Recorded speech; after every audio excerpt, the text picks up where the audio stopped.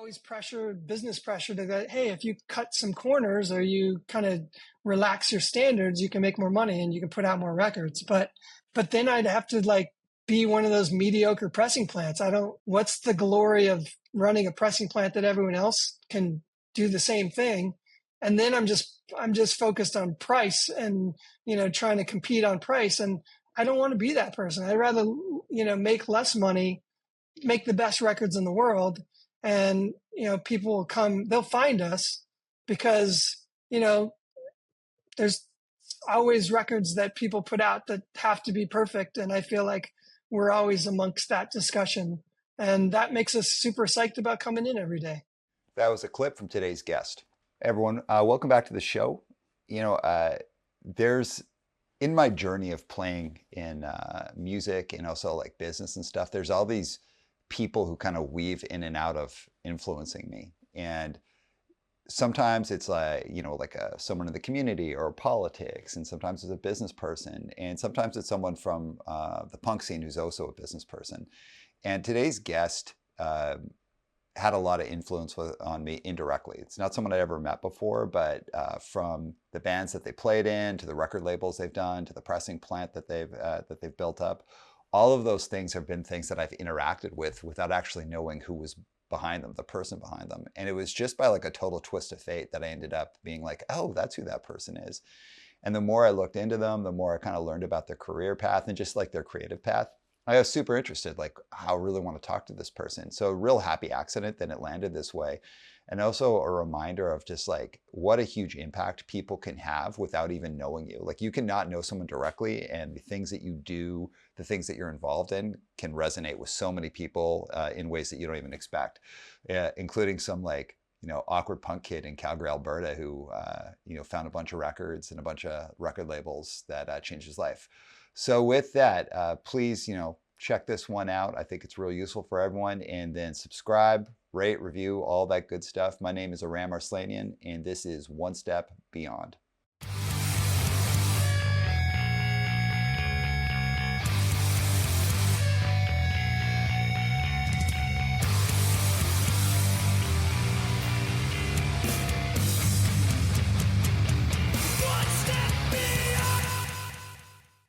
Eric, welcome to the show. Hello. Thanks for having me. You bet. All right. So I am super stoked on this interview. You and I had a little bit of fun early on just talking about old band stuff and the influence it had on me. But for the uninitiated, for those who don't know, who are you and what do you do? So my name is Eric Astor. I am part owner of a company called Furnace Record Pressing. I've been doing that for 28 years, and before that, and kind of still doing it. I've been playing in bands. I've owned record labels, distribution company. Just been in the music scene in one shape or the other for since I was like 14 or 15. And yeah, I guess it started in the mid 80s. I got turned on to punk rock from my sister. Actually, she just kind of gave me a Black Flag tape, and I was like, holy shit. I was listening to a lot of rock and roll, but also some new wave stuff, and yeah, it just kind of clicked with me. And then I got into, I was already into skateboarding, but then the whole like skate punk thing kind of came together and it started making a lot of sense. So yeah, like I just immediately got involved in fanzine and playing music, and one thing led to another, and my first band recorded, and we put out a tape. So we had like my label, it was called Step Forward Records. We had some tapes that we were putting out. And then, the next band I was in, we recorded a record and we wanted to put it out on vinyl. So, that was like the first, actual vinyl record that we put out. And I ended up like learning how to run a small record label. So placing ads in Flipside and Maximum Rock and Roll, and, contacting other bands and labels and trading records. And, so that kind of turned into, a t-shirt company too. So we were selling, you know, drug-free use shirts, and that kind of overtook the record label part. And yeah, then started doing, booking shows in Phoenix. And yeah, so I was kind of doing a whole bunch of stuff. And then in 1993, I decided I want to get out of Phoenix, and I moved to State College, Pennsylvania, because I had, a friend, Juan Carrera, who was from Phoenix, and I was in a band called Fuse with him, which was the band I was in after Wind of Change. He had moved to Pennsylvania, and he's like, "Hey, I'm playing in a band, and I need a drummer. Would you be interested in flying out and checking it out?" And I did. I liked it. I met Garrett Rothman, who I think might have been on your podcast, and Vanessa, who I ended up being in a band with later called Samuel. And yeah, so I moved out there. I didn't really know anyone for real. By the time I moved out, Juan had moved to DC. So I just kind of moved in with some people, and started playing in a band called Junction. And you know, part of that was starting our record label, Art Monk Construction. And yeah, so started a label, playing in bands right away. And then yeah, just years go by. We decided, hey, it's really hard to distribute our records, so why don't we start our own distribution company? So, we started a company called Lumberjack Distribution, and we were distributing, Art Monk, but also 10 or 12 other labels that were kind of in our position. And so we ran that for a while, and while I was doing that, I was, we didn't make any money. So I was doing graphic design, and I was helping people, produce, make their CDs and their vinyl, kind of preparing everything and then helping them send it off to plants to get them made. And I was making like way more money doing that than I was, running a record label and a distribution company. And frankly, that was a little bit more my speed. I'm more of a, you know, kind of a production person than a warm and fuzzy A&R guy or, salesperson. So, yeah, so I started Furnace Record Pressing, and we sold the distribution company off to, Doghouse Records, and we moved it out to Toledo, where he continued to run that. And yeah, we just started Furnace, and then, I don't know, like I think right when we started, we were brokering CDs and vinyl, and then shortly thereafter, like our vinyl, the plant that we used for vinyl production, they went out of business. So we were pretty much doing like CDs and DVDs for music and video, and even like corporate, you know government contractors, all kinds of stuff around the DC area. And then in 2008, we had a big record label come to us and say, "Hey, we're looking for high quality vinyl pressing. The only audiophile pressing plant in the United States. They have such a long, wait time. Can you help us figure this out?" And since I already had a background in making, vinyl records, I kind of knew what to do. I went to a company in Germany who was well known in the audiophile world as making some of the best records in the world. We kind of struck an agreement with them, and we built a packaging facility out here. And so we were importing records from Germany back to the United States, and we grew rapidly, and we were doing all kinds of stuff. I mean, I think the first big project we did was for Metallica. We did tons and tons of stuff from everyone from Neil Young to Led Zeppelin to Flaming Lips, Black Keys. The names go on and on.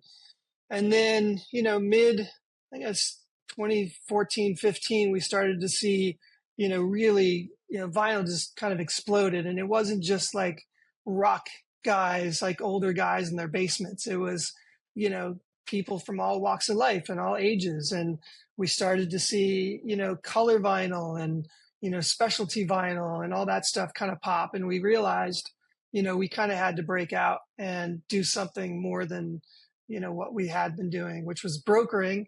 So we decided we were going to build the plant. And it's like the best and worst decision of my life. So um, yeah, we built a new pressing facility, 70,000 square feet, you know, bunch of machines, you know, like a, you know, something bigger than I had ever been a part of. And, you know, pressed a bunch of records, went through the pandemic, which is a total pain in the ass. And then in last year, we sold the controlling stake of our company to Metallica, who have been partners with us for, you know, ever. We've worked with them when they were on Elektra through Warner, all the way to, you know, when they got their masters back and they started their own independent record company, Blackened. You know, we were pressing all of the records for them since 2013 or so. And so we always had a very good relationship with them and their management company. And, you know, they came to us and said, "Hey, how can we help you, you know, help us more?" And I said, "Hey, you should invest," because, you know, even though the company was doing quite well and vinyl was just more popular than ever, you know, there's just a lot of pressure being a single owner company. Um, you know, I didn't go to business school. I don't know what the hell I'm doing. So I just thought, hey, you know, we should, you know, bring on a partner that we can trust that, you know, can help us, you know, get through the next 10 years, you know? So yeah, so we started a partnership and, yeah, it's been great. It's been a year. So, in addition to that, I also have another record label called Org Music, and I have a vinyl cleaning and storage accessory business called Vinyl Style. Those are two different, you know, stories to tell. But so I got my hands in a lot of things and super busy. And yeah, can't believe I've been doing this. The Furnace is celebrating our 28th anniversary next month. And yeah, I've been doing this for almost 40 years. It's crazy. Let's dive into it. Is it too far to say you had an accidental career in music? Totally. Yeah, I mean, I was never a great student. Um, I'm I just that wasn't my thing. I always just liked to make shit. When I was young, my mom worked at a company that did like, you know, kind of brand research. You know, they would bring like products to, you know, like like a school or something, and let kids like taste different things, and they would get their like a market research company basically. So she would be bringing back like lemonade, like those big tubs of powdered lemonade. So I started a lemonade stand because I wanted, you know, money to buy candy, I guess, when I was young. And then after that, I was like painting addresses on curbs for, you know, like when I was 10, 11 to buy, you know, be able to pay for my video game addiction. So yeah, so I've always been hustling, and you know, when I got into playing music, you know, just everything just kind of escalated quickly. And you know, it's just all about doing stuff and making things and you know, figuring stuff out. That's always been, you know, something that's you know, appealed to me and fascinated me. Yeah, there's something about punk and hardcore, and I don't want to say that this doesn't exist for like other genres. I just haven't been part of other genres to talk about it, but there's something about punk and hardcore, especially discovering it pre-internet, where you stumble into this little space that like is like you're part of culture, but you're also creating the culture as it goes. And at that, especially at that time, it's small enough that like it's not just like a drop in a pond, you know, like nobody's going to notice it. It's like actually like a thing. what you did in the beginning of it, you were like basically like a serial entrepreneur until you found a culture that you could kind of hang your shingle up on and then just go from there. So like, you had your lemonade stand, you had your like curb painting with the addresses on it, but you find punk and hardcore and you get into bands and you start fanzines and record labels. Tell me about starting, especially like Step Forward Records, which like I like that you talked about the T-shirt side of it. Often bootlegged, never Yeah. replicated T-shirts. Tell us about like starting Step Forward and how that happened, and just like what that did to your life. I was in a band. The first band I was in with like Jim Wall was Youth Under Control, which is like a straight edge band of a bunch of people just learning how to play their instruments. So I think it was Jim, myself, and Jason, and we went on to play in Wind of Change later. But so we were playing.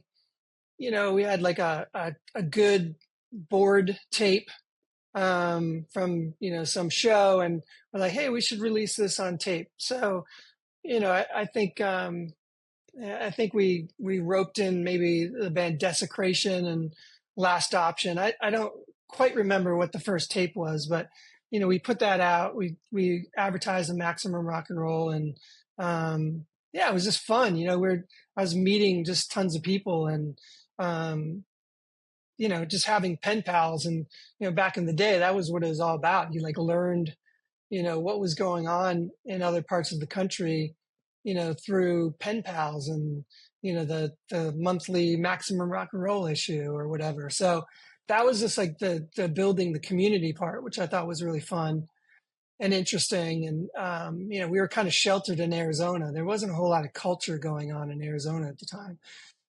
There's a lot of shows, but I'd never been to the East Coast. I didn't know what was going on, on the up in Michigan, hardcore or any of that stuff. So it was just like fun to reach out and communicate with those folks. And so yeah, that was just fun. And then when the opportunity came to actually put out a real record, and go to the pressing plant and the whole thing, it was a fun project, and you know allowed me to expand on what we were doing with the tapes and the fanzine. So that's just kind of how we got started. It was just like, I have a band, I want to put it out, I want people to hear it. How are we going to do that? And back then, there's only a handful of people really doing it. So you learned a lot from Discord and Touch and Go and some of the other labels that had started. Shoestring budgets and really DIY. And you'd read interviews from Ian and Jeff and Corey and other people that were doing it, and you just said, all right, if they can do it, I can do it. I remember when I first started playing drums, I had a drum teacher who was in like a kind of a hair rock band, and super glam, really good drummer, but it's just cookie cutter glam rock kind of thing. And I remember we put out our first record and I showed it to him. He's like, wait a second, how'd you do that? I'm like, I just did it.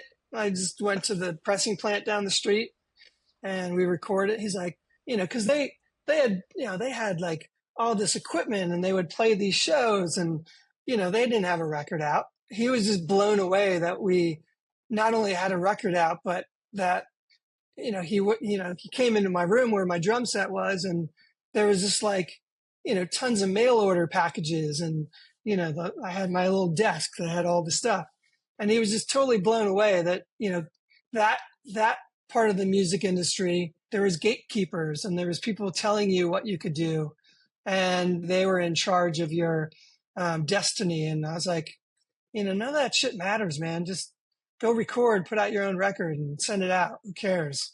It just never even dawned on him. So it was just that kind of community of just do it yourself. Like, you want to go and paint curbs, just go buy some stencils and go do it. It's just that was just the way that I was brought up. So it was second nature. It wasn't like I discovered really anything. It was just kind of an extension as to, how I lived my life. And, I was always scrapping. So, might as well do it for, in the music industry too. Totally. You already had that entrepreneur kind of like make it happen attitude. It just gave you a place to put that energy. Real Yeah. specific though, because like Step Forward became like kind of unintentionally a thing. Like again, we'll go to like the t-shirts. It's like very well known for the t-shirts, like legendary, like highly sought after t-shirts, but also the releases. Like that Unit Pride 7 inch is like literally one of my favorite 7 inches of all time.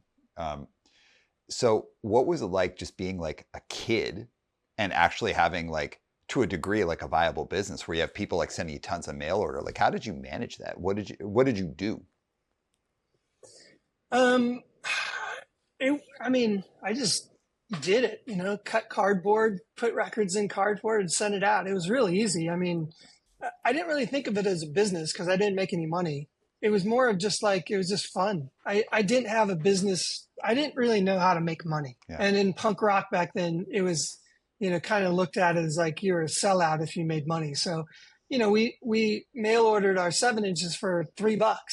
And like, Yeah. I think I made maybe a quarter a record, which, when you factor in your time, you're losing quite a bit of money. If you were to put all that time into a minimum wage job, I'd be making way more money like scooping ice cream than I would be running a record label back then. But it was just fun, and I remember I came home from school every day. I'd go to my mailbox and I'd have like, a stack of mail, and I'd be pulling singles out of every envelope, sending stuff to people. So it was just kind of fun.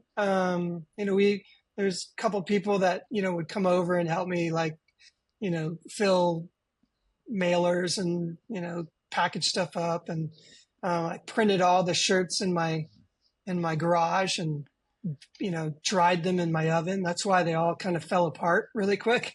If you washed them a few times, like they would start to, wash out sometimes. So everything was very DIY and, just trying to keep the prices down and stuff. So it was weird how many people hated on people that were doing stuff because, Jason from Wind of Change, he had a fanzine, and we had the record label, and other people in the scene were doing things, and people. I don't know if it was jealousy or it was just like from maybe people that were in the scene a couple of years longer than we had been, kind of going, well, who the fuck are these kids? Why did they get to do this?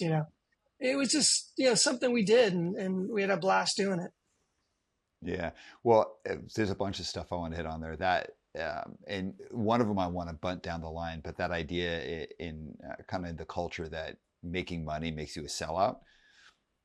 I want to hit on that a little bit down that line, and also the like $3 7 inches. So when I was playing, like when I was really active in bands, 7 inches were like, I don't know, like $4 or something. And it had been like a long time since you'd been running Step Forward.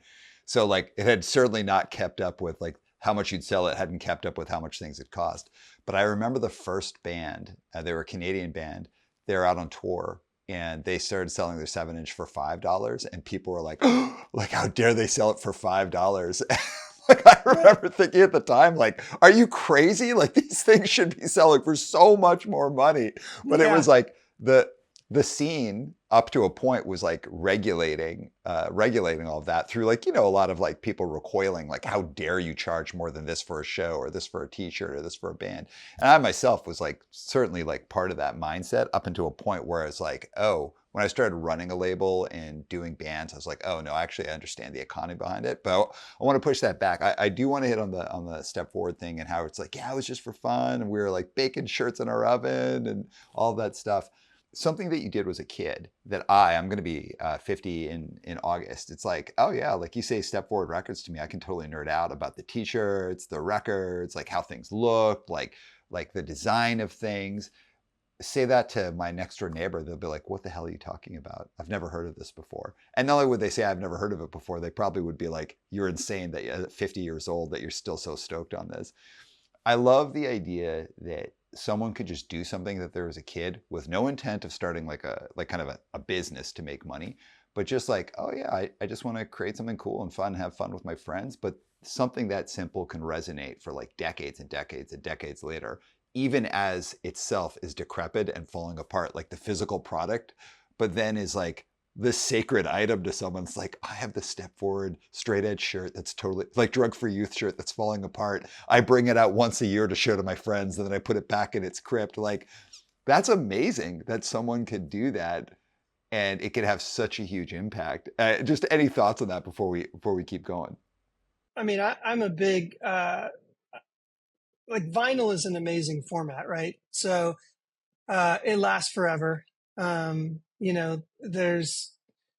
the etchings on the inside, like who pressed it? Like what pressing was this? What color is it? Which version of the cover? Like all that stuff is like super cool.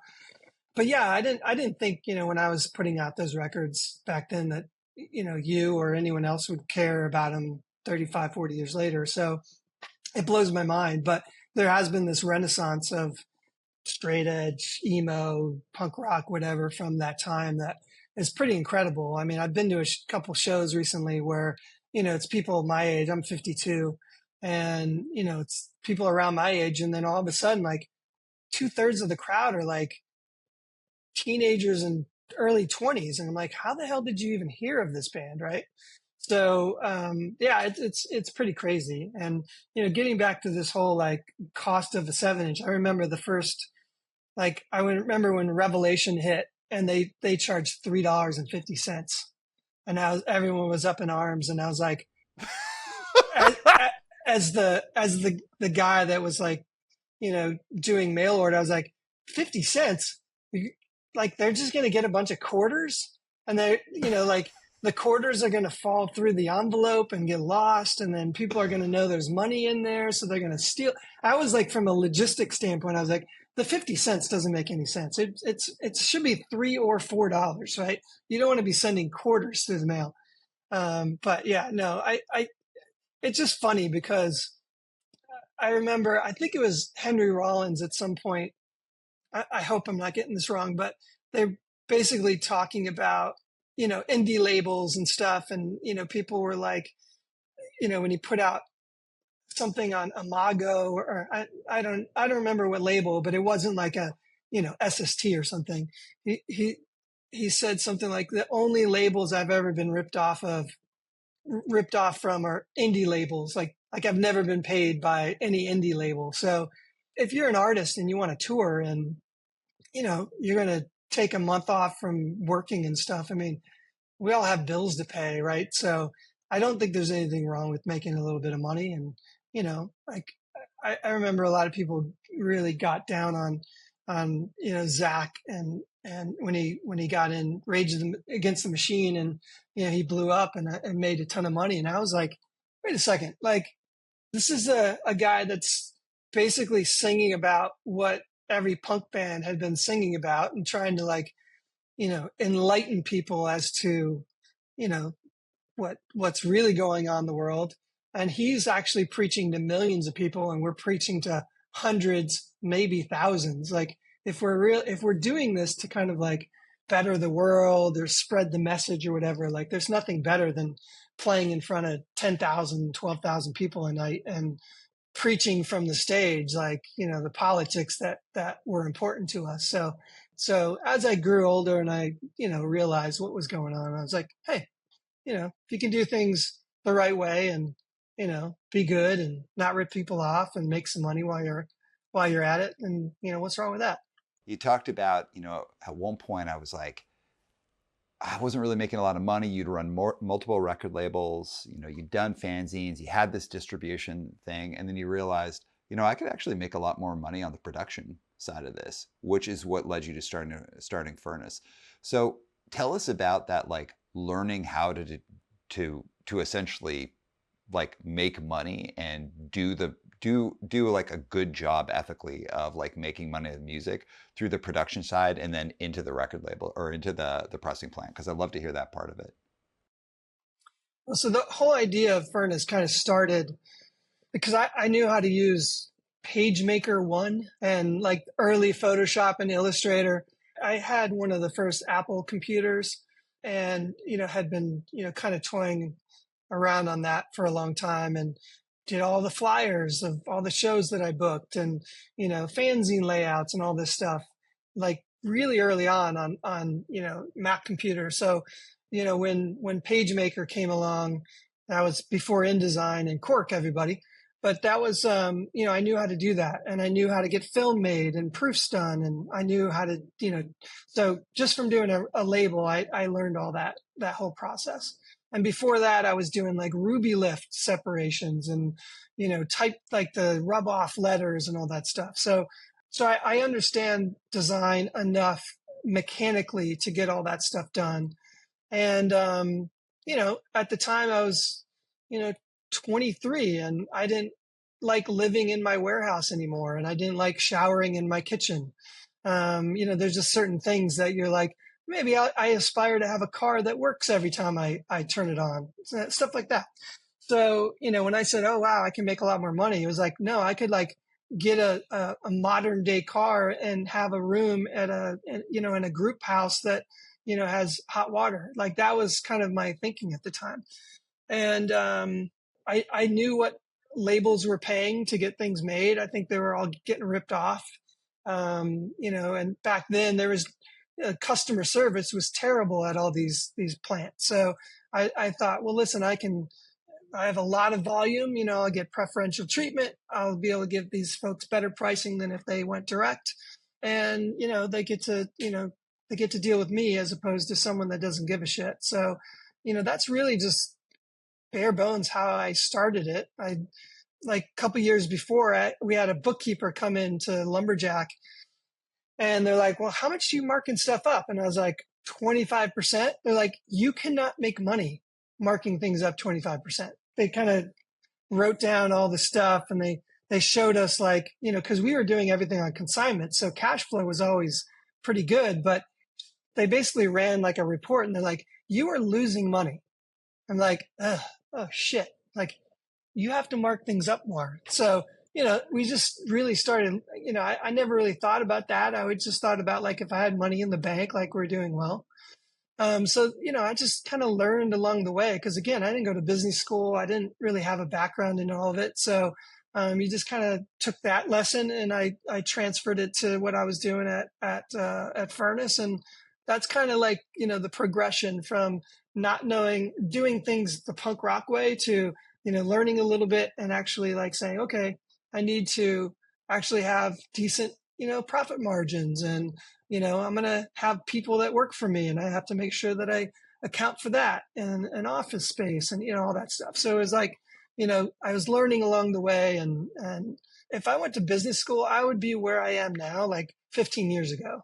But I just kind of like, chipped away at it over and over and through the years, and just, kind of learned things. And fast forward to like, I think it was like 2015, I got, introduced to the owner of this company called Shinola, who, he had started the company Fossil Watches, and he started this, watch company made in the U.S. in Detroit, and he wanted to get into like making turntables and, audio products like as part of the product line, and flew me out to their facility in Detroit. I was totally blown away. And he's like, hey, can you help me build this turntable? And I was like, sure, I can figure it out.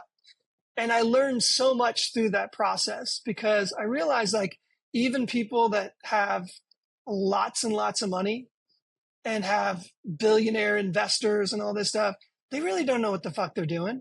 They're just like making it up as they go. So, I'm sitting down and they're like, okay, let's build some projections.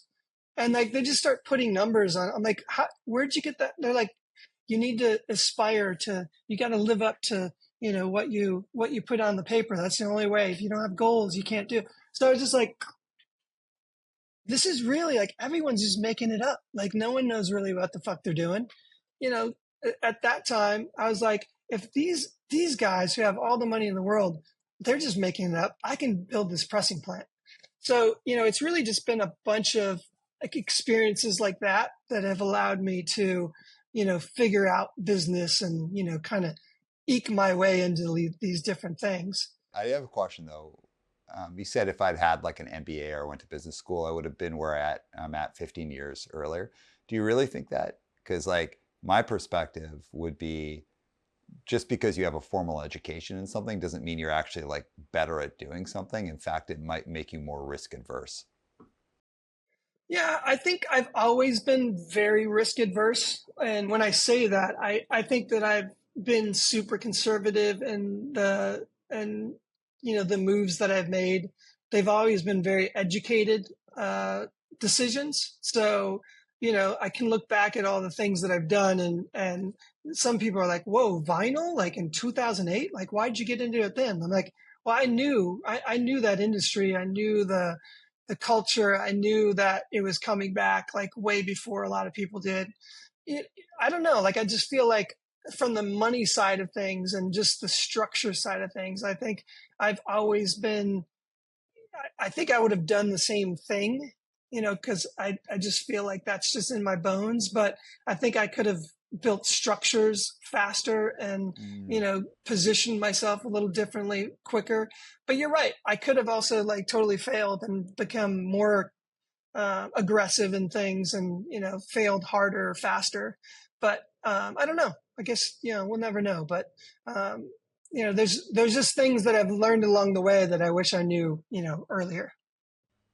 Yeah, like so I have a business that I started about 8 years ago, and I wish I understood some of the like how you run a business side of things. Like, you said like numbers and projections and accounting and like all of that kind of stuff. I wish I just understand the pragmatics of how to do it. But I'd say like I was so blissfully ignorant about anything when I started this company, and part of that ignorance is what made me like totally willing to take a risk and be more daring. And maybe if I'd known more, I would have been too conservative in my moves.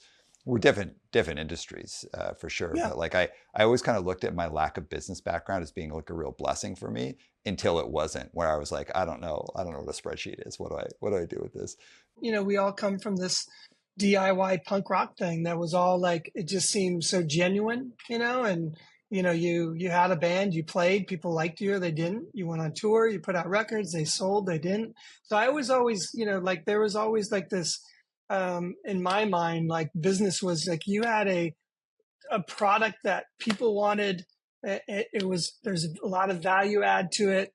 You did the best you could. You did it, you know, with you had ethics and morals built into that, and I just always like I looked at everything through that lens. So to see everything just kind of, I'm not trying to take anything away from Shinola. They're doing really cool things, and I had a great experience there, and the people there are awesome. It was just more of like the corporate culture and how, again, it was just like we had never made anything, and I was the only person at the time that knew about turntables or vinyl or anything. So I'm just looking at, even though I was in my 40s at the time, I still looked at myself as a stupid punk kid that was just kind of faking my way through this whole thing.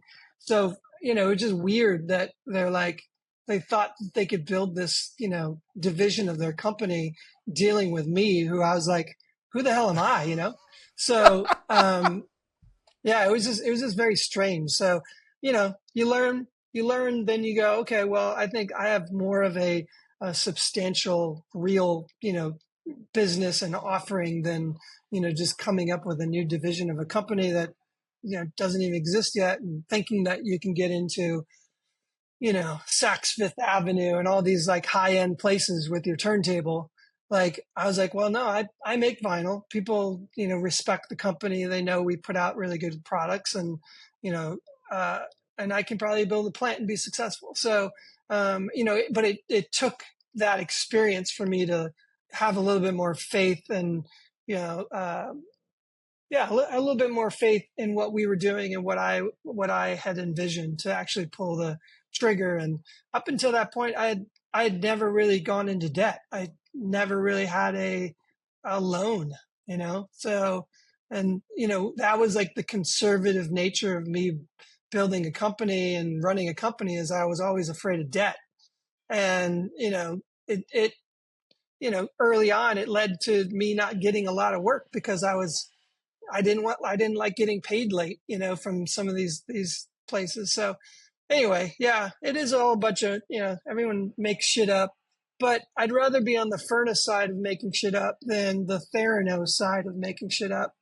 And I just feel like there's a lot of groupthink that is involved in this that is such bullshit. I hate it. The whole like, stock market and everything is totally made up. It's fake.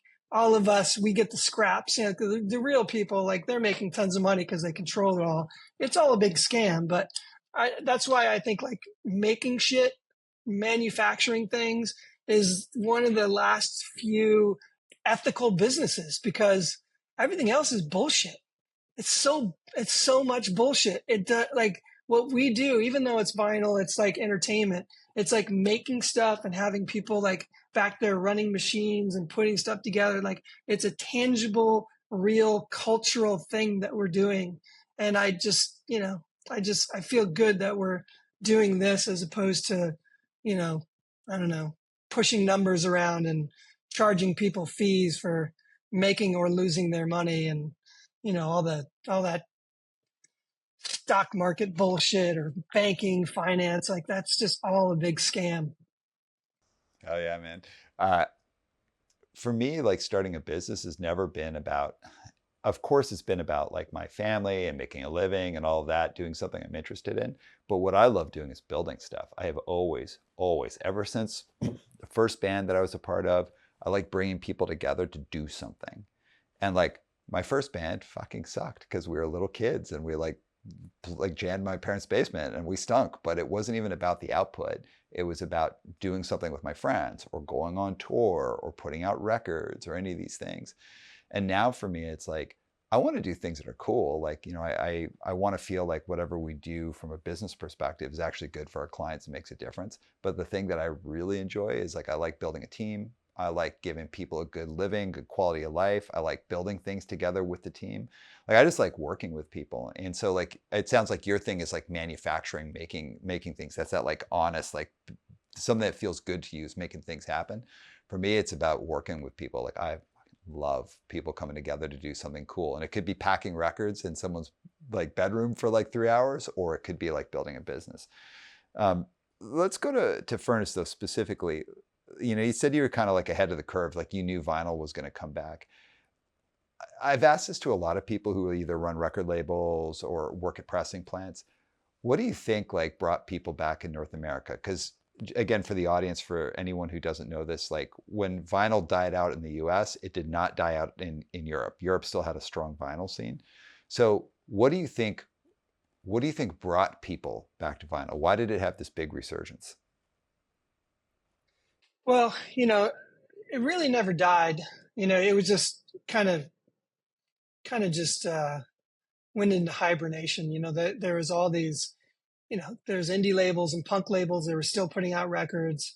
There was, uh, you know, these big mail order companies that were licensing all these great titles that were still putting out, amazing records. There were still record stores that were, doing quite well. And I think it's maybe it's just a reaction to the digital culture. I remember me and a lot of people I knew, they basically, um, as soon as like you could rip CDs and put them onto a hard drive, like everyone was taking their whole collections because, just like we would take stuff and put it on tape, vinyl on tape, so we could listen to them in the car. I love that idea of, putting something in your pocket that had 10,000 songs as opposed to 10, right? But all of a sudden, I think, what happened for me and a lot of other people, probably my age, was the, the ritual or process of going to your collection, whether you're vinyl or CD, and picking out what you're going to listen to for the day or for the week. Like that kind of went away.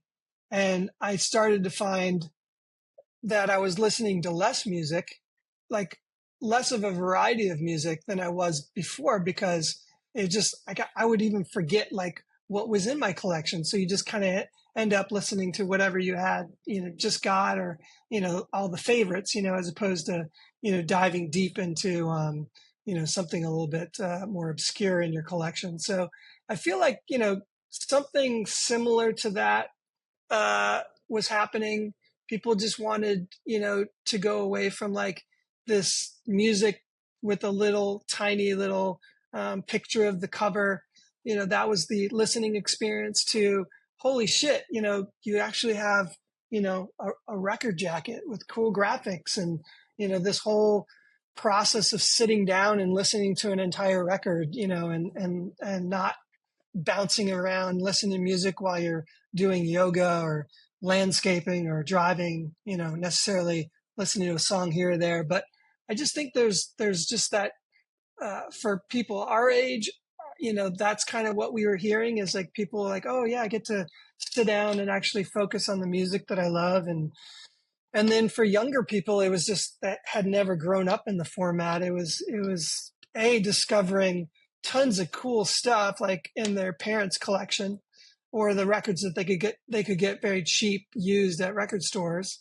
And then the whole pop and more modern music started to come out on vinyl, and you it's no wonder and no surprise to me that Taylor Swift and Olivia Rodrigo and some other people, like, their stuff does so well, because they do such a good job, like with the packaging and the whole experience of it. It really ties people to, makes you feel a little bit more like you're part of the community, and you're listening to a product that the artist intended, you know, for you to listen to it that way, via vinyl, and looking at the packaging and everything. So I just was kind of burned out by the whole digital thing. I still listen to most of my music off my iPhone, I'm not going to lie, and listen to a lot more podcasts usually, but it was just kind of a reaction to everything being digital and not having anything collectible, to having something collectible again. And that's the other thing that disappeared during the CD age, was all of a sudden, like, the collectability of music, you know, disappeared overnight. Everyone was buying CDs, nothing special about CDs. So, we know how exciting it was to get, a first pressing of, Antidote 7-inch, or, something like that. And like now, and then it was like CDs, everything was just like shit, like perfection, but like had no soul and had no, it just wasn't exciting, like buying CDs as it was buying records. So I just think, like, that whole experience, when people got a taste of it and started to also go to record stores and feel that there's a community that didn't exist for a lot of people for their entire lives, I think that just kind of changed everything. And artists getting involved in record store day, and that whole thing coming about and really like popularizing that, and artists, I don't know, I just think that whole thing kind of came about at the right time, and it just changed everything in music. So why do people, from your perspective, have such a connection to vinyl versus like a tape or a CD? So even those physical formats, like, there are certain tapes that I'm like, oh, totally cherished. Like, I gotta hold on to this forever. And some of them are from like bands that people would know, but most of them are from like obscure, like local bands that I got when I was a kid. Um, and some CDs, I guess people are connected to, but why are people so connected to the vinyl format? And before you answer, I know some people would be like, oh, it's the sound quality. Let's be real. Like, the vast majority of people are not going to notice the difference between a CD and vinyl, like, or whatever. So why are people so connected to it? Well, let's dive into the sound thing. There is let's just say there's 15% of the people listen to it because it does sound better. But yeah, no, I think it's the size of the format. I think it's part is the ritual. I think when people find out how it's made, I think just like the craft of it is pretty amazing. Whereas like CDs, everything's automated. By the way, I don't know if you've played all the CDs that you bought when you were a kid. They're all falling apart.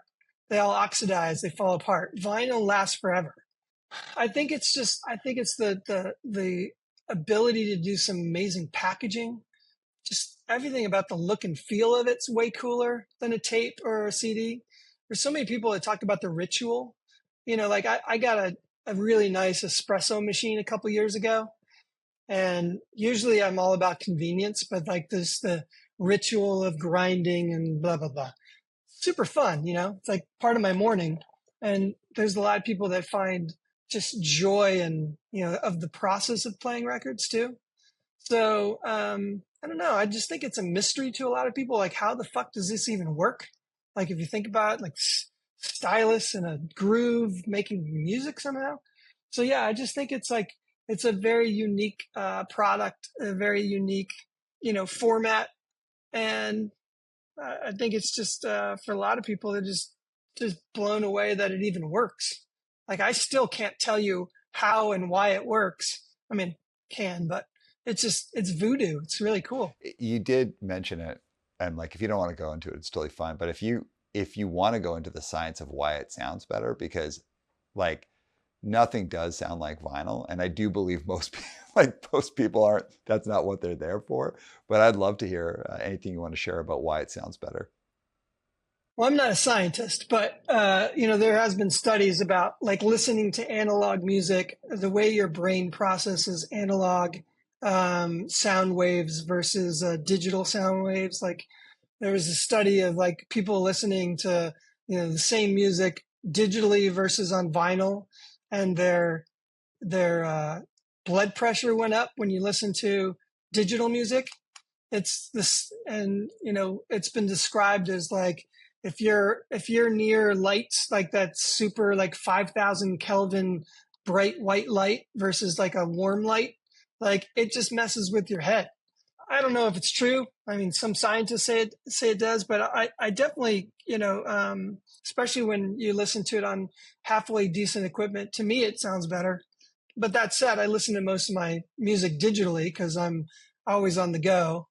And but when I do get to listen to records, it is a different experience for me. So from when you started Furnace to now, I mean, there's been a huge shift in the vinyl landscape. What led to like for Furnace to it being able to like really like pop? Like when did the bigger projects, like major label projects, start coming in? Well, it was basically right when we got back into it in 2008. Our first project was, an enormous Metallica box set. It was the Black Album, like first time they How remastered it. did they find you? Like how did that happen? I knew someone at Warner Music Group, or at the time Warner Brothers, and they came to us and said, can you figure this out? Like, we need, we want to put out the best sounding records in the world, and there's only one plant that can do it. And it was so backed up that, for them to get that project done, it would have taken 11 months. We were able to turn it around in two. So, and because the record sounded so good, and, we just knew what we were doing, they started sending us a ton of stuff. So right out of the gate, we were doing just big time artists, and it allowed us to invest in what we were doing, and invest in the systems, and the people, and it really was a huge shot in the arm for us, because if we tried to do that with small records, small labels, it would have been a huge, there'd have been a sizable investment, and a longer ramp up to get to the point where we could support ourselves. But having those big customers in the beginning allowed us to, take on small customers as well, and support, the facility that we had built for packaging. And then, transitioning into building our own plant, pressing here in the States. We had such a diverse clientele that allowed us to, grow. It was thanks to Warner Music, to give us the first shot, and then Universal and Sony, and then all the indies. I mean, it was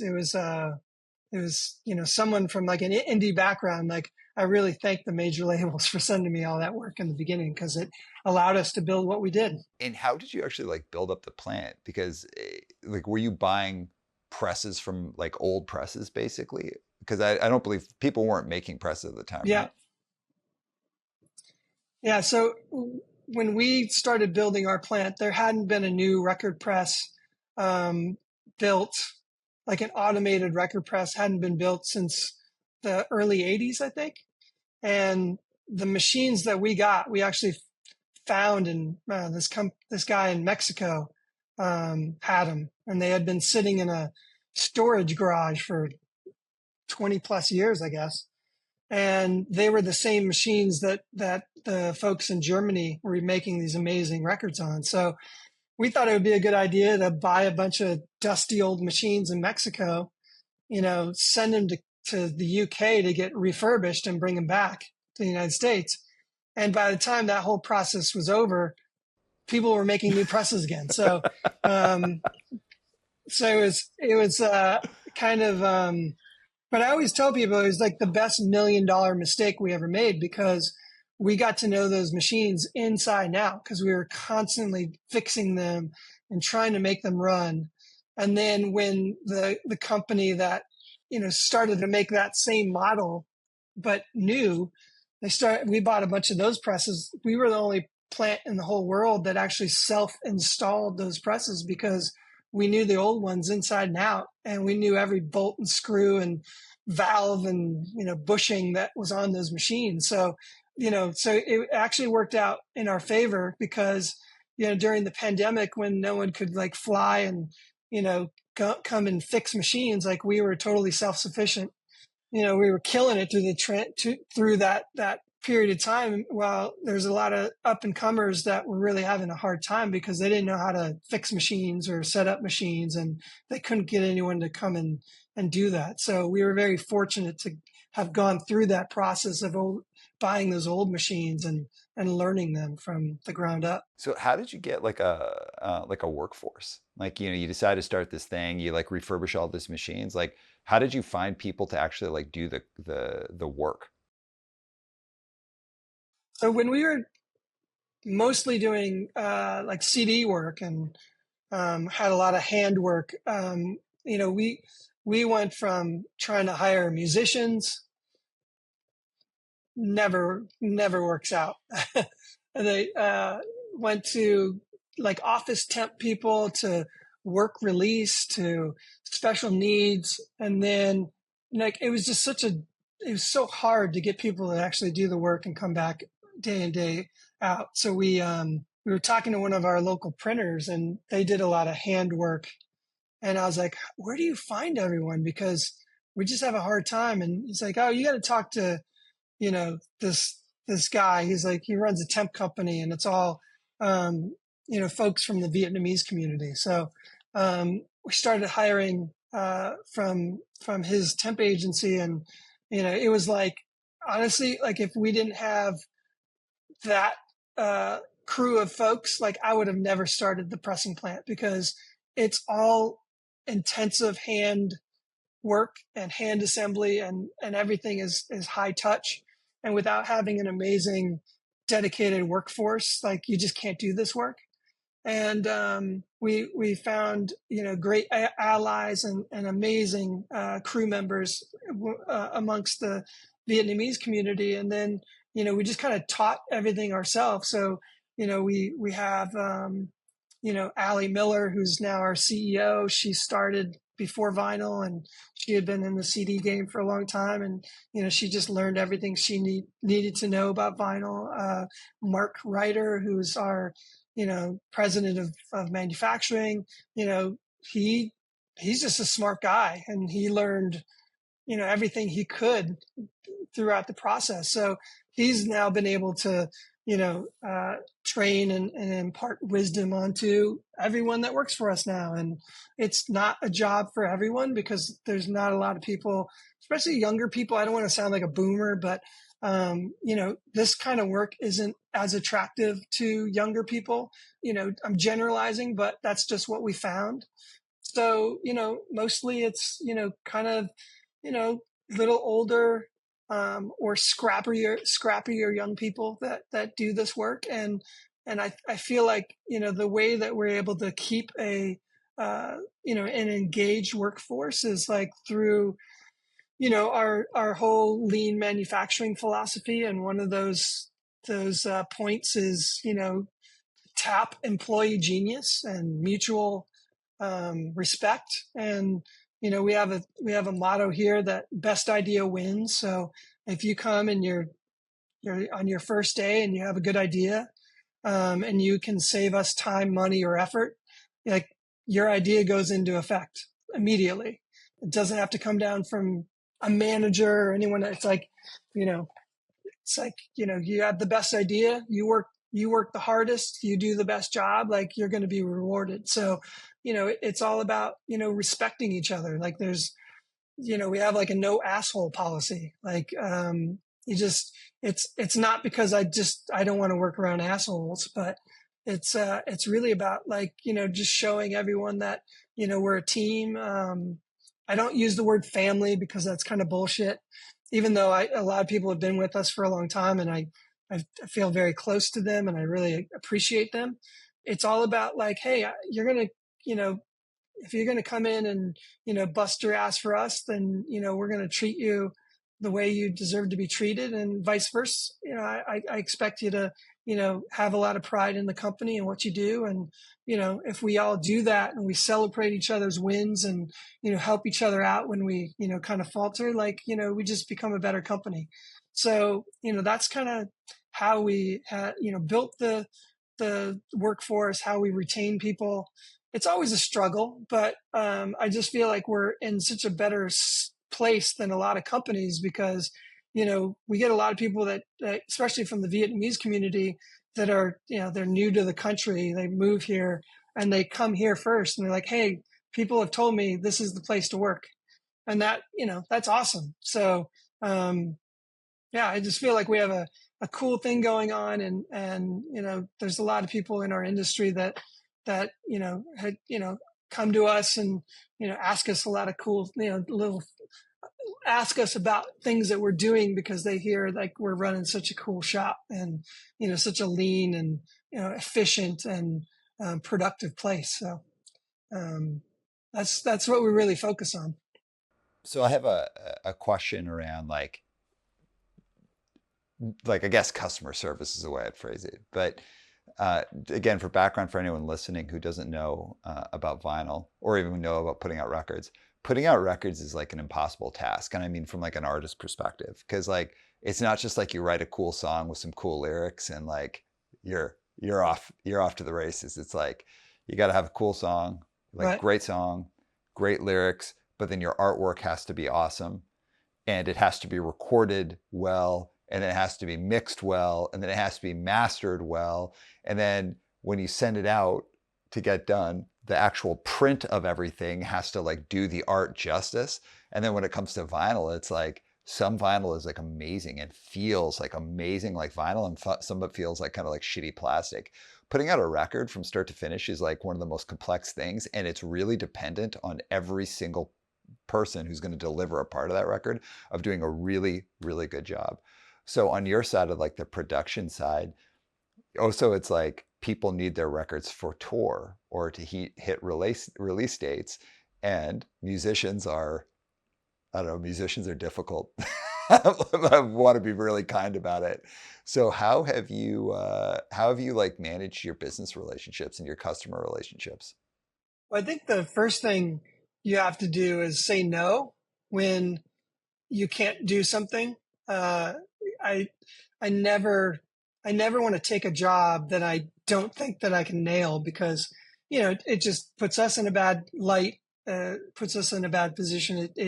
It hurts the artist and the label. So saying no is a I think the thing that a lot of plants don't want to say because they want the work. But we kind of look at all of our opportunities as like we want to be partners with bands and labels. We want to work with them to make sure that they get what they need, and if that means that I can't help them, and maybe someone else can, then I'll help them, go that route. But you know, one thing that we learned when we were building the plant is we decided we were going to spend all this money on, getting like grown up, you know, systems, like an ERP and a, warehouse management system and all these things. And we had this homegrown FileMaker database that we'd been building for, 20 plus years that did everything that we wanted to do, but it wasn't elegant. It's kind of slow. It didn't look great, but so we thought like, hey, we got to grow up and, come up with this new system. And what we found was that all these consultants that came in were so blown away at the complexity of our business, they failed. So we were 100 some thousand dollars into building this thing, and they're like, we can't do it. Like, it's, you guys, it's too, your business is so complex that it's going to be 4 times the money that we quoted you, and it's going to take 4 times as long. And, and I was just like freaked out. I was like, I just spent so much money on this. And then you start to talk to all these people, and almost all of the systems in place are made for these pick and pack, buy a widget, sell a widget.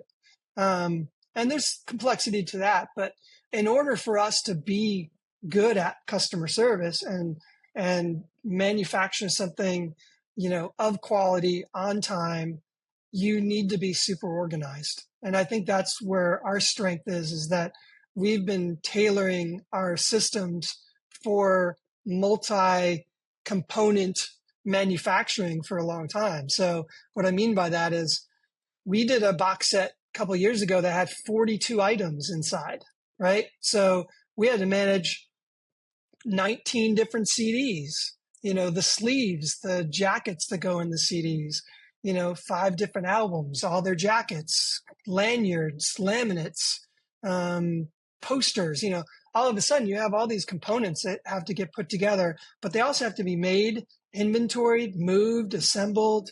You had to make sure that everything was collated properly and put into the right box. And, so all of a sudden, like, you look at it from a scheduling, a warehousing, just a material handling, an assembly, the manufacturing. It's just like, it is a very complex process. And we wouldn't be able to do it if we didn't have amazing scheduling system, amazing people that, ran scheduling and production and warehousing and assembly. Like, everything has to come together to be able to put together even a single like LP with an insert. Like, there's 4 components: a sticker, a jacket, an insert, a record, the labels that go on the record. Not to mention all the pre-production, which you kind of alluded to, which is the, recording and mastering, mixing, mastering for vinyl, cutting a lacquer, making plates, creating a test pressing, all of that stuff has to kind of line up. And it's a lot of work, and it's kind of a miracle that actually happens. But it's all about organization. It's all about having systems in place, and also like scheduling properly. Like, we only schedule, 80%, maybe 90% of our manufacturing, because we always know that something's going to come up, and we need to have a little bit of room in there to be able to push things up or pull things back. And, it's just, and also just being able to be dynamic, and not have such a rigid, structure or schedule that you can't, call an audible and change things around. Once all that stuff's in place, then you can actually have, provide good service to the customer, because we know where everything is in the process at every minute, every day. There's never like, oh, I don't know, let me go check. Like, we know, we can get back to people. And then, bad news first, that's in addition to saying no. Like, if something does come up, which it always does, not always, but when it does, you contact the customer immediately. So we can come up with a, even if something we think, will still ship on time, we'll tell the customer immediately, hey, this came up. We're going to reprint something, or we're going to repress something. But we just want to let you know. So if there's like a plan B or C that could be implemented, it's not like we're trying to do that on the day it ships, but we're trying to do it a week or 2 weeks before. And that's just part of this partnership that we try to create with our customers, to say, they all know like things, happen in manufacturing. They just want to know when, things kind of, fall off the rails, so they can work with you to, come up with a solution that works for everyone. So I think it's just all of those things. It's real basic, but it's communication. It's, saying no, and it's about systems. First of all, that was like an amazing answer. Like, do you have any like do you have a record that you would view as being like, hey, this is like a perfect record, from like the songs to the way it sounds to the way it looks, like the packaging, like everything? Do you have a record that you'd be like, oh, that's a perfect record? Oh, good question. Um, no, I don't think I do. I mean, there's like bits and pieces to a bunch of records that I really like. Eddie Vedder put out a solo album a long time ago, and it had this amazing, like, had all these inserts about like poster that came out to show you how to play all the songs on a ukulele. What? And then, Oh you my know, god. like a poster of his ukulele, which is beautiful, and a whole booklet on like all the notes and lyrics. And so, I mean, it was just like the concept of it was pretty amazing. Um, it wasn't the most elaborate packaging, but it was just such a cool thing that he was so into the ukulele that he was going to be like, hey, I want to share this with everyone else. And people are so creative, I can't even think of like one specific thing that I'm like uber psyched about, because there's been so many things that are, I mean, also like I kind of look at a lot of these records based on the process of making them too. Um, like just the complexity of some stuff that people wouldn't think are complex. Like this Metallica record. This is like the last Metallica record, and how many times we had to like fix this die cut so it could actually be folded and not creased, and how we got this yellow to be this yellow. It's just like that was just quite an experience, because I had been in this business for a long time, and I consider myself not an expert on print, but I know a lot about print and packaging. And I learned like four things during the manufacturing of that record that I didn't know before. So like I always look at this record and I'm like, yeah, like I'm psyched because it actually turned out the way they wanted it to turn out. And it took a long time to get there, and it's like, there's this artist's vision, graphic design, or the artist themselves, they have a vision of how it should be, but then we have to make it work. And those are two very different things. Like it's kind of like it's like an architect and an engineer, right? Like an architect can come up with like the wackiest thing, but if it can't physically be built, then it's just an idea on paper. So, we get challenged, every day with, hey, I want to do something really weird.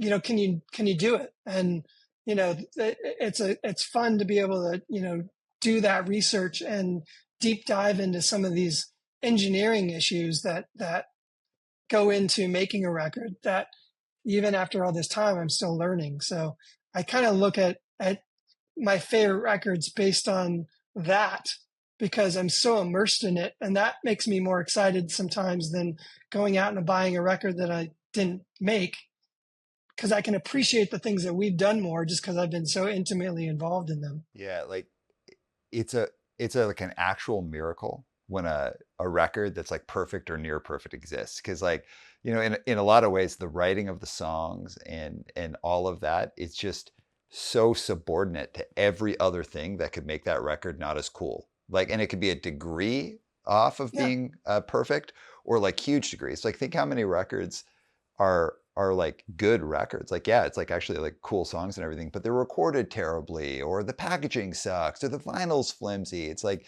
there's so many factors involved with putting out like a perfect record. I don't know how many people recognize that. And that die cut that you're talking about, it's like, dude, that's a crazy feat to make happen, plus have a cool recording, plus have cool art, plus those things. So putting out like an awesome record is really a very, very daunting, challenging task. Yeah. And I still kind of look at vinyl's expensive, and it costs a lot of money to make for the artist, for the label, and it costs a lot of money for people to buy it. And I'm still of the mindset that if you're going to pay that much money for a record, it should be perfect. And so we kind of look at every record that goes out as like a museum piece. There can't be any like little dings on the corner. Like the record has to sound fantastic. Everything that we do through the process and who we work with to cut our lacquers and plate records and, printing and our manufacturing. Everything is set. So if like John Coltrane came back to life and he created the best record, the best recording in the world, like we press records like it's that record that's coming back from the dead, is going to blow everyone's mind. It has to sound good, has to look good, it has to be an experience when you open it up. And whether that's a punk record or, major label, big record or whatever it is, like we kind of look at it as every record's that important because, our name's on every record. And there's a lot of records that get pressed that are terrible. And there's a lot of records that, are packaged poorly. And, I just feel like, we're a little bit more expensive than everyone else because it costs us more to do what we do. Every record is looked at. We listen to every 50 records that come off the press. There's tons and tons of QC checks along the way before it actually goes into a box and gets shipped out. That's the only way we'll do it. There's always pressure, business pressure to go, hey, if you cut some corners or you kind of relax your standards, you can make more money and you can put out more records. But, at the end of the day, it's like, but then I'd have to like be one of those mediocre pressing plants. I don't like, what's the glory of running a pressing plant that everyone else can do the same thing? And then I'm just focused on price and, trying to compete on price. And I don't want to be that person. I'd rather, make less money, make the best records in the world. And, people will come, they'll find us because, there's always records that people put out that have to be perfect. And I feel like we're always amongst that discussion, oh, Furnace can do it. And that makes us super psyched about coming in every day. So share what you can share comfortably about Metallica coming in and purchasing part of the company. They've always been, 6, 7, 8% of our business. They press a lot of vinyl. They're always really involved in producing their vinyl. Everything from, the artwork to, they always want it to be the best. I learned over the years that they're one of those bands that like really does not take their fans for granted. So everything that they do is very, the band themselves is very involved in everything. So they've always been really good to us. We've done big projects for them and, said, hey, listen, we really need you to pay, half up front or whatever, because, we're investing so much time and money into the project that we can't afford to, float $500,000. And they're like, okay, no problem. So they've always been great partners. We've got to know, the folks on the band side and also on their management side. So we've always had this amazing partnership with them. So when we were kind of looking at who are you going to bring in, for possible investment, we had talked to a couple companies and, it didn't really feel right. And I definitely didn't want to go down the venture capital route because that's just the road to mediocrity. So the idea of working with Metallica and how excited they were at the opportunity or the chance to get into the vinyl world, it was, for me, it was like, this is a no-brainer because I know who they are. It was funny when they were doing press for like the last record. Like the thing that kept coming up was, hey, so you own a vinyl plant now, I got so much free press from this whole thing kind of coming out at the same time that they were promoting their record that, they were so psyched about like everyone's excitement and interest in not only the band owning a pressing plant, but, for a lot of their fans, like, oh, what's vinyl, because they weren't necessarily vinyl fans. So, but yeah, it's been about a year. They leave us alone. They're like, you guys, you run a really good company. You produce great records. You run it well. They're not going to they don't want to mess with the success that we've had. So if anything, they've been like super supportive and, introducing us to a lot of people, supporting us where they can from on a business side. but they don't, it's not like they have, they bought the company, they haven't put any extra money in. It's really like, we got to succeed being a good company. It's not like we have a sugar daddy that just throws money at us. Like, it's totally the opposite. It's like, you guys do a good job, and, keep doing what you're doing. And, you got to succeed, by being a good company, not because we're going to throw a bunch of money at you. And then, you know, that's the way it's been. And they are, yeah, super supportive. They got a good team around them, and we learn a lot from them, and they learn a lot from us, and it's creating some good opportunities for both sides. So honestly, like, everyone, I have a couple friends that have gone through, sales, business acquisitions, and they all said, just get ready to hate whoever buys you, because it's going to be, it's all fun at first, and then you get into the details, and then everyone fights, and then you hate each other. And it was the total opposite experience for us. Like, I feel like both sides got a fair deal. We worked, collaboratively through the process, and then post transaction, we've been super supportive of each other. So honestly, like, no BS, like, it's been amazing, and we're excited that they're on our side, and it's, opened up some opportunities for sure. And it's just weird being, associated and being a business partner with, like, one of the biggest bands in the world. So super excited. They're really nice guys, the band. I don't know what else to say other than, like, we're totally blown away by how good of a fit it's been for both sides. What was the goal of having an investor? Because you'd mentioned you were kind of considering it before. Like, why did you want to have an investor? And then after getting an investor, what's been the outcome? Like, what's it been helping you do?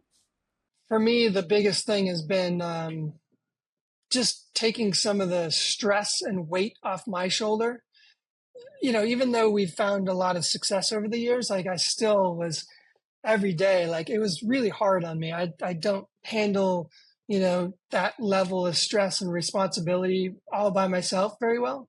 So, I just, that was like the main thing was just trying to ease some of that, this anxiety that I had all the time. Even though we were doing well, I'm always like, what if this happens? That's just the way my brain's always been. So I think it was first and foremost that, but also, I I saw that, the industry was going to become a lot more competitive. When we first set up our plant, there was 13 pressing plants in the U.S. Now there's 52. Whoa. So, yeah, most of them are smaller, like two, four, or four press operations. But it's like, there's been a lot of press capacity added to the United States. And, you know, um, I just wanted, someone, to kind of help us through this transition that I knew we would go through. So, um, it's just, I think it's also kind of energized the staff, and really showed a lot of people in the industry that, we were doing a good job, because, I don't think, a band like Metallica would invest with someone that, hadn't, built the reputation, and, is capable of doing the things that we're able to do. So it was kind of a culmination of all those things is why I decided to bring on an investor, and they're the majority owner now. It's such a crazy leap. And like, I know because it's your life, it makes sense. But just from your audience perspective, like me listening to it, it's like some kid in his, like, parents' house stuffing envelopes for his, like, hardcore record label. And Metallica was a band then. And then, like, all of these years later, they're Mhm. your business partner. Like, what a crazy ride. I think the other cool thing about them is, obviously, like, Master of Puppets, and Kill 'Em All and all that stuff was, like, in rotation when we were younger.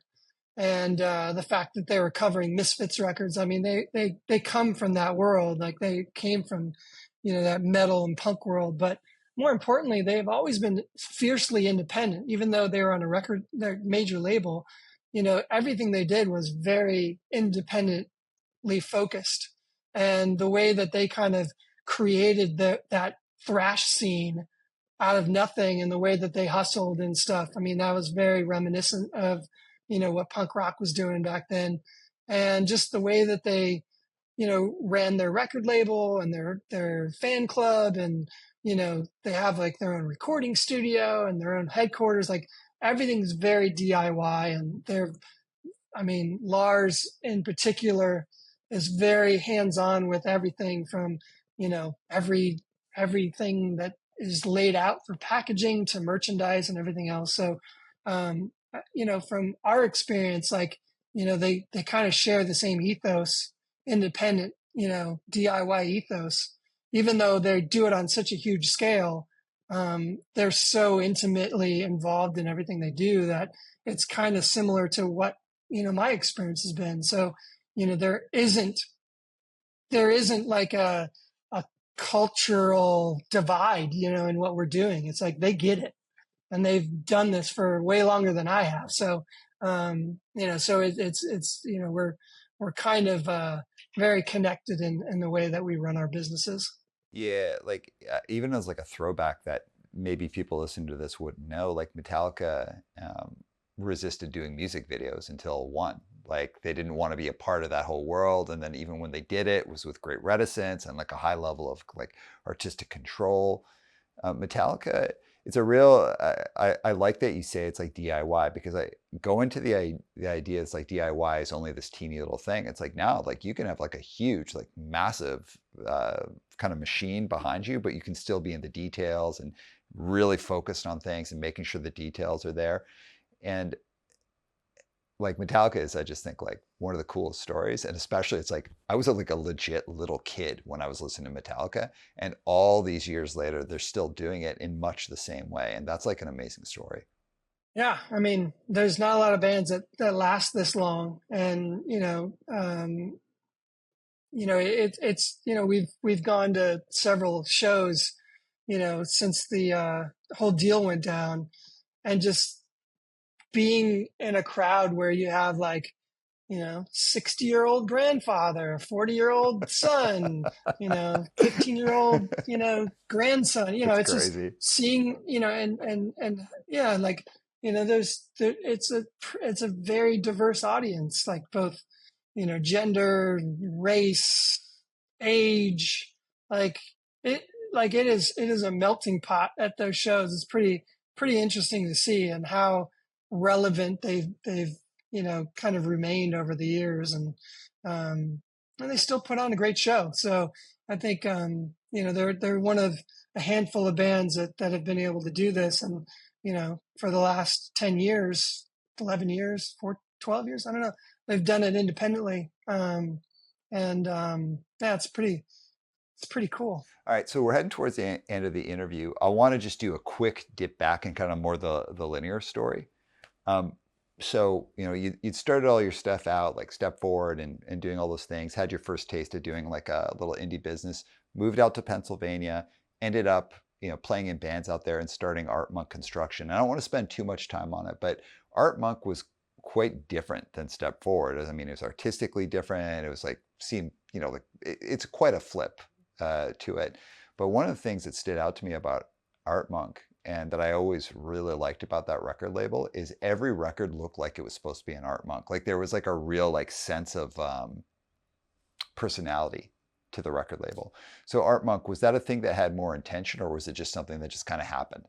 It was, yeah, I think it had intention. I think, it showed the, not, I don't want to say maturity, but the growth that, you come out of.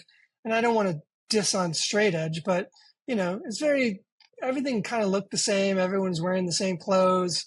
Everyone was pointing, you know, everything, all the photos kind of looked the same. When that kind of like, for me, got a little old, and moved out to the East Coast, and totally different scene, totally different music that I was listening to. And I don't know, I was doing a lot of the graphic design for the label and for the releases. And you know at first it was me and Garrett Rothman, and our friend Rich Kramer kind of came into it later. But we just kind of all had a point of view and like certain things. And um, I don't know. It was definitely organic. We didn't sit down and say this is the way it's going to look and feel. It just so happens that a lot of the bands that we worked with, kind of fit well together and kind of, you know, I don't know if they were like the most unique, artists and releases, but they had their own thing going on, and it was just kind of fit our aesthetic and like what we like listening to, because we turned down like, I'm not going to name the names, but we turned down like three artists because I didn't personally like them, that went on to, the biggest bands of that genre, and it really was like, it wasn't a record label to like put out and sell the most records. It was like putting out records from bands that we actually liked and listened to, and for the most part we were friends with, or we knew each other pretty well, but maybe a little too precious in that way. Like, we weren't thinking about like, hey, let's be a record label to do. It was really just like, hey, these guys are cool. This is fun. I love this.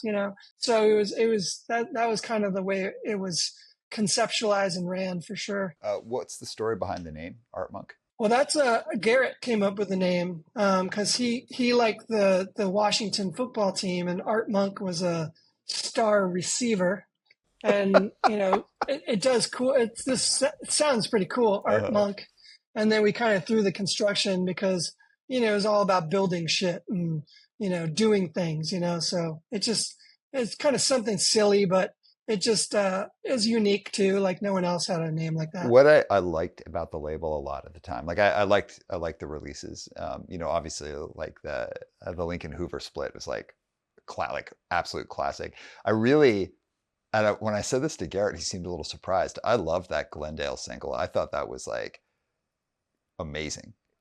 One of my favorite. That's one of my favorite records we ever put out by far. What I loved about it, I loved, instead of having the lyrics, they just listed the equipment, which I thought was incredible. Yeah, But what stood out to me about Art Monk a lot is at that time there was a big, it was because like punk is like reaction, counter reaction, reaction, counter reaction. So you got this like the straight edge trope, which I'm all about. Like I'm super into it, but I like a lot. I have a lot of deep connections to a lot of different stuff in the indie kind of punk world. mm-hmm. So a counter reaction to that then is all the stuff that came afterwards, like Ebullition, all of the bands, all of those things. But there were bands that went super far the other way. So I think of like Indian Summer and like the Indian Summer Current split, how like it was like, screened, I think, on like the actual bag of like the poly bag. Mm-hmm. Maybe it was screened on something, and it was like pretty dicey how it was put together. Like, like that thing's falling apart. Yeah, But all of this like homemade screen stuff was happening. That was like handmade packaging. So kind of almost back to the Discord days. Art Monk, though, actually always had really nice packaging, like thick cardboard, really nice printing. So while there was this like counter reaction to like really glossy, super well put together records, and then moving to like more DIY recording, things being more lo-fi, things being handmade, Art Monk kind of had like a middle ground between the recording sounded good, the packaging was amazing, everything had a feel, but it still kind of was able to tap into the energy of that kind of more counter reaction. with Step Forward, I hand applied glue, you know, polybag. I was assembling records for so long, and I absolutely hated it. So when the the first release was the Hoover Lincoln 7-inch, and we found a printer locally in State College that could print them like the jackets, and they could do the flaps and the whole thing, but they couldn't glue and put them together. So, Garrett and I basically were sitting there like folding, gluing, these record jackets, and it was such a pain in the ass. So that was like the first 1,000. And then after that, we found a printer out in California that, they're one of the first that made like really good 7-inch jackets. So, it was as much out of convenience as it was for the aesthetic and, everything, but we did want things to look, and feel high quality. And depending on what the band wanted, we did. So, like Glendale was a little different, a little bit more lo-fi, and some other ones were a little bit, more well, thought out and put together. But we were also like, we didn't have any money, so we were just like, we were doing what we could, like the best we could do with the money we had. But we would always spend it on the packaging, and try to put out the best record, because that's just what we were into. It wasn't a reaction against like the super DIY stuff. It wasn't to aspire to be like some like super high endy like art label. It was really just about just serving the recording the best we could with the money that we had, and just being psyched about what we came up with. So okay, let's head into that. And I mean, dude, there's so much more I'd love to talk about. Like I know you have two other businesses. We're run up against time, so I want to head into the last three questions. Is what we call the crucial three. I'm going to ask you three scaling with difficulty questions, and you can take them any direction you want to go. Okay, before we hit it, anything you want to add in? Oh, go ahead. Um, I just want to plug my record label. It's called Org Music. I'll give you the quick pitch for that. We started that at, I think, 2010. It was before all the labels knew that vinyl was a thing. We had all the Nirvanas, Sonic Youth, Tom Petty, Teenage Fan Club, like this amazing, roster of stuff that we were reissuing. And yeah, so I don't know, 14 years later, we've put out 500 records, everything from, classic alternative to, really amazing bebop jazz to now we run, we do all the Bad Brains records, and we work with Mike Watt. And yeah, so it's a really eclectic label that has kind of morphed into some really, interesting things. But it's orgmusic.com. But it's like, it's yeah, it's something I don't do the day to day. Like we have an amazing label manager and partner, Andrew Rossiter, that does everything, and his crew there does amazing work. But that's been just like super fun to get off the ground and grow and just see where it's kind of gone. And we press all the records, so they're all like amazing. And yeah, it's just kind of a fun outlet that we have. We put out the Samuel, my band, like when he reissued that stuff. And so yeah, we have a good time with that. Heck yeah. All right. So question one, crucial three. You do a lot of stuff, man. You have three businesses that you do, and like you talk about all of them like they're these little things, and then like I ask you one question, and you go into these like crazy in depth, like how complex everything is. Like what you just talked about, org music. It's like you put up 500 records, and you're like, oh yeah, it's this fun thing. It's like a real thing, and it's awesome. Um, so with that, you've done a lot of stuff, big stuff, and it's cool, but it's also probably a lot to manage. So how do you take care of yourself? How do you stay in good health and make sure that you're doing things the way you want to do them? Um, I don't do a great job at that. I do work out. I ride my bike, play drums. So those are the things that I do to, stay physically and mentally somewhat centered. And but honestly, like I I haven't really had an extended break from doing anything for a long, long time.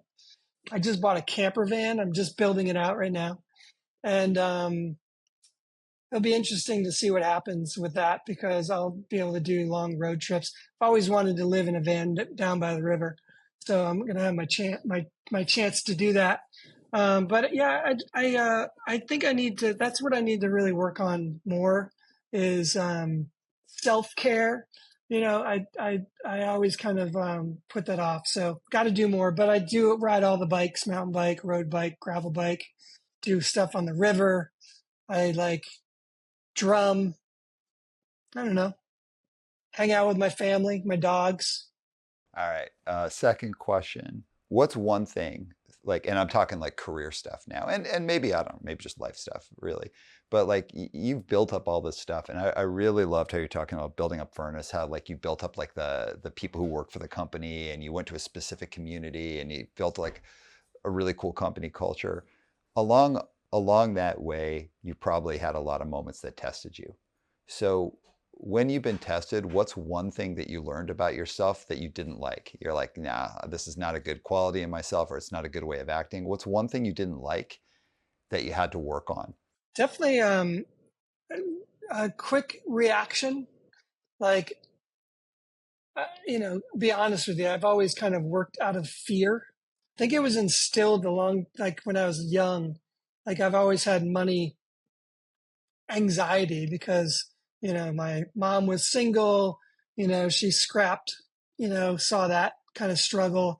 I remember she got me a credit card to buy my first drum set and my first scooter, to get around, and I paid the minimum for a year, and then I was like, how much do I owe? And she's like, the same as you owed a year ago. And I was like, ah, freaking out.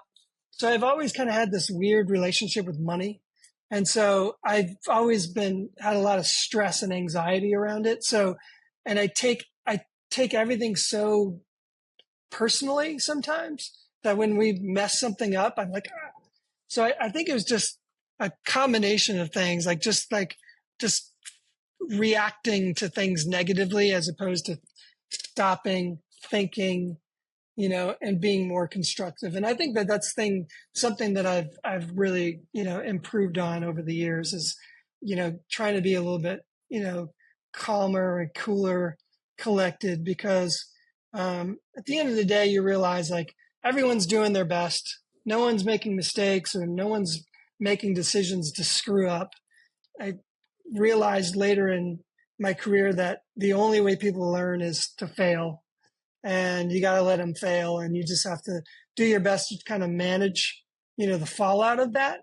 But if you have a good crew and you have people that care, like they're going to do the best job they can, and so you just have to manage your reaction and your anger sometimes in a constructive way, so you can grow and build upon those troubling, stressful times, as opposed to letting it consume you and you know take you backwards.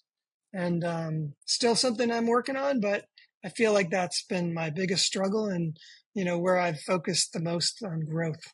All right, last question. And I'm going to talk about like your whole time in music. So it could be like from when you were young to like when you're, like any stage. And it could be like when you're doing stuff from like a production side or in bands. What are three bands that you feel never had their day? And what I mean by that is like every one of us has that band where you're like, oh shit, everyone should have known about that band. That band was amazing. That demo was incredible, but it's like a kind of a secret that you know. I'll give you an example. There's like I live in Vancouver, BC, and there's a little town just across the border called Bellingham, Washington. And Bellingham, Washington had a band called Jayhawker. And the Jayhawker demo is like unbelievable, but like nobody knows who it is. So what are three bands across any genre, anywhere in your time where you're like, that band never had its due? Can't believe you're doing this to me, because I have a terrible memory. Um, okay, there's a band that we put out on Art Month called Transmaghetti, and I loved them so much, still do, and they were so good. And they put out a couple LPs, a 7-inch, split 7-inch. They were so good, and I don't feel like they got their due.